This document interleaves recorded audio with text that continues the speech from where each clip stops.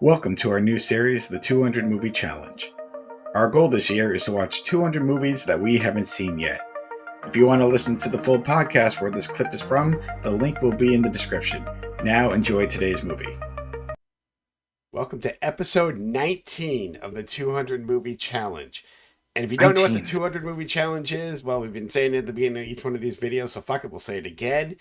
Me and Soda are trying to watch 200 movies that we haven't seen in 2025. Not 20, not new movies, but any movies, anytime. But 200 movies this year. 100 each. Mm-hmm. We're getting there. Soto, we missed last week. We're halfway through the year. Yeah, we're almost halfway through the year. We're on pace, so it's not like we're falling behind or we're way ahead. We're just right where we need to be. So yeah, we're looking good to hit our goal by the end of the year. We'll probably surpass it a little bit. Kind of like the sports thing when we did. It's like it's going to be refreshing when it's over. It's like, okay, we'll still kind of do this, but maybe not as much. I want to watch movies I've seen before. I want to see other movies I've seen before. I want to be like, oh, I've seen this movie. I can rewatch it again. It's like we can be normal people. Yeah, right, exactly. Because I'll be like, oh, I really want to watch The Last of the Mohicans, but I can't because if I'm going to watch The Last of the Mohicans, well, I could just pick a random movie from Tubi and then I complete my homework assignment, and then on top of that, just life gets in there. It's like, just think about it. We're struggling watching 2 to 3 movies a week right now in our mid-40s. That's something right there. That's something. Although we picked up the pace, but we used to watch 7 movies a week at Blockbuster Video. Yeah, pretty much, because they were free and we really had nothing to do with our life. Because there was no internet. We were night. Yeah, that too. It's not like we were on our phones and playing games. Well, we were playing video games. Oh, totally. But we have 9 movies to talk about this week because we did miss last week. I was under the weather. You were running a 5K. And we just couldn't get to it. So we have a bit to get to. So you actually have more than me, which is a rarity. You got 5 movies you watched. I watched 4. Yeah, because usually you watch more. I'm still on pace, 2 a week. So I've not broken the 2 a week, where we need to go. So, but we're going to start with you, Soto. Soto, what is the first movie you saw this week, which will make your number 40th movie of the year? 40 movies for you. This is it. This is your 40th movie that you've seen this year. What? 40 brand new movies I've never seen. 40 brand new movies. That's just fucking crazy to think about. So yeah, what was the first movie that you saw in the last couple of weeks? Yeah, so my 40th movie of this year was the Bob Dylan biopic, A Complete Unknown. It had some Oscar buzz, I believe, if I remember. Look, I'll be right up front. I've never really gotten the whole vibe with Timothy Chalamet. I don't even know if I'm even saying that right. Tim Chalamet, Shamalama Ding Dong. I don't know. I've never seen what the big deal is with him. But I'll be honest, and he now I know who he is.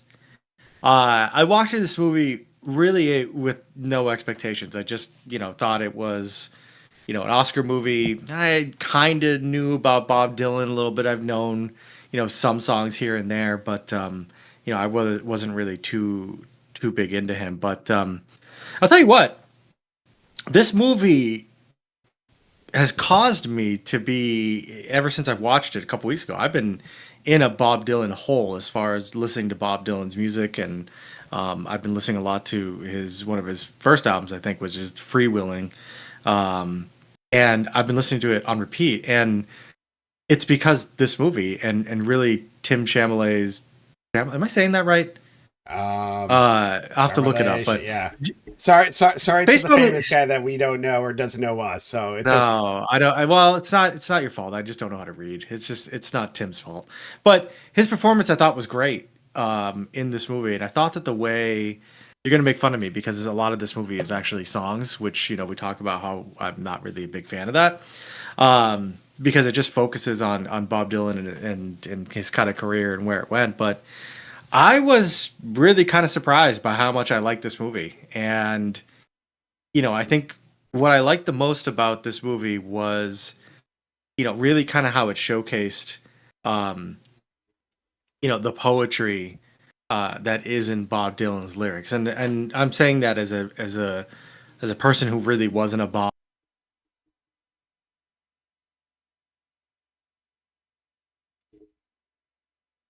Soto, I think I lost you.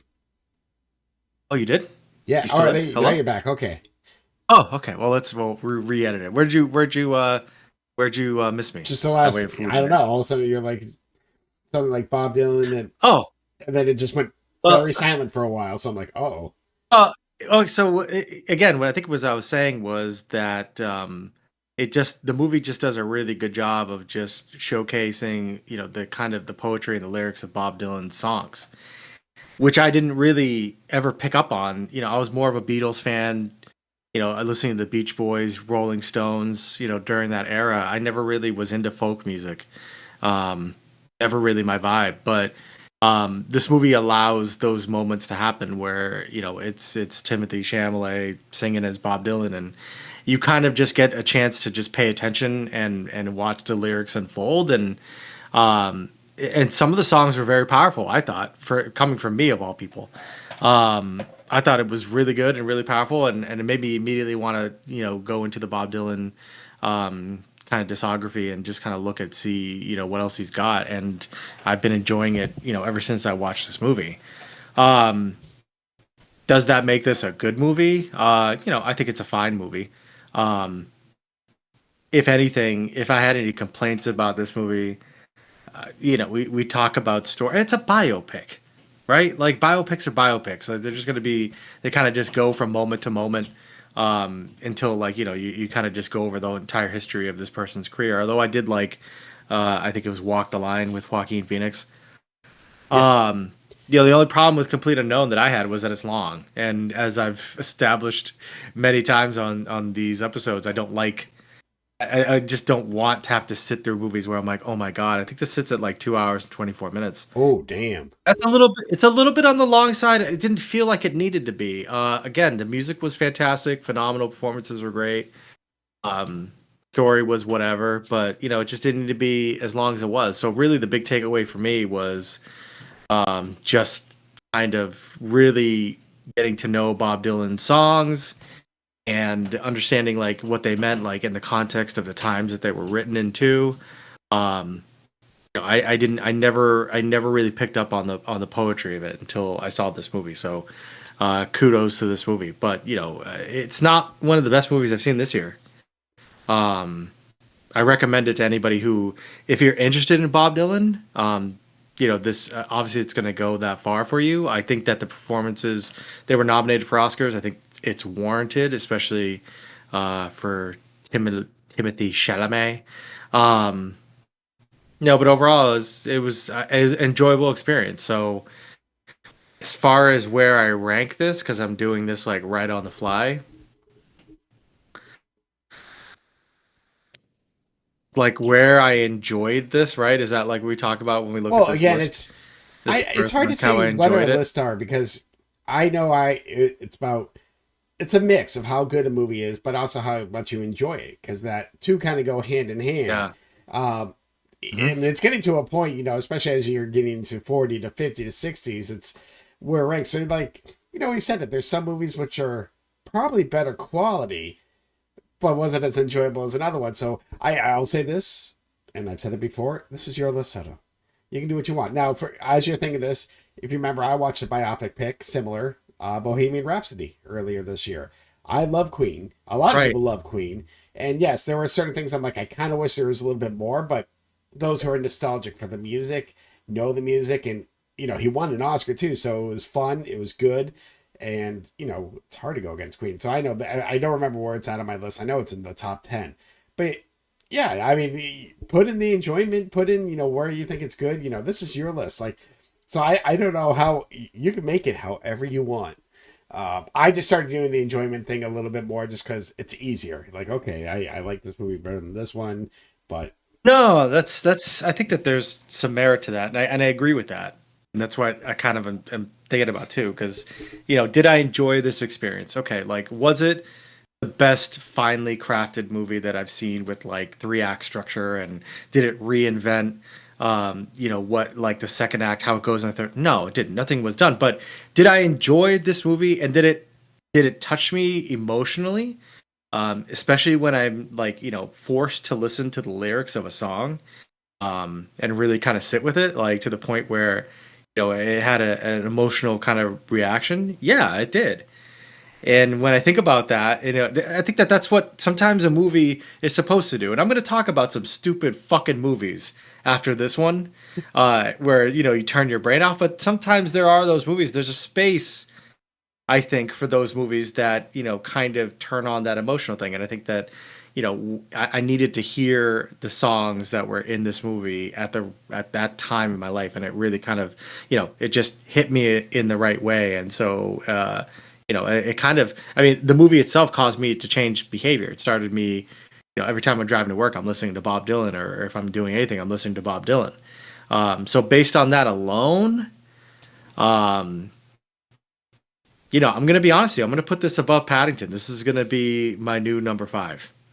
Oh, Paddington 2. Oh, Paddington you said 2, Paddington, I was looking yeah. at the first one, so Yes. I was thinking, all right, that's like I Oh, said. I think it's up there. I mean, it was a memorable cinematic experience, and I think that's worth something. Yeah, I'm kind of going to my list. Yeah, but actually, I have Bohemian Rhapsody right now. It's still at number 5 for me. So that's Nice. kind of funny that it's like that, but yeah. So yeah, no, I mean, a biopic pick can be good. You hit, you hit the notes you need to. A lot of times the people's careers and whatnot. Songs help. I will admit, I think Bohemian Rhapsody was just under 2 hours, so I think the timing might have been better. Mm. And yes, Rami Malek won Best Actor. So no, I mean, I've never been a huge Bob Dylan fan. I know a few of the songs, but I don't go out of my way to listen to him. Not for everybody. No, It's not for everybody. I mean, it's like, because sometimes his voice is not for everybody. It's folk music. It's just down to earth people music. It's not fancy, but some of his lyrics are just like absolutely fucking like devastating. And even some of the songs that he's singing in the movie, and there's one that's like a political one about mid-60s, and the lyrics like apply, like they're so like they still apply now. And I think that anytime that you hear a song and the lyrics hit you and you can kind of resonate with how closely it's kind of mirroring the human condition, that kind of tends to stick with me, like personally. And I think that when I heard some of these lyrics in this movie, it just fucking blew me away. And I saw this movie like 2 weeks ago, and I can still talk about it, like this. So I think it deserved its kudos. It's not the best movie I've seen this year, but certainly one that caused me to go down a different path in my life. Just above Paddington 2, a movie that made you a better man. It did. I mean, it was a Paddington 2 is a great movie. It's well done, has a great ending, but it did not make me want to be a better man. I will say that.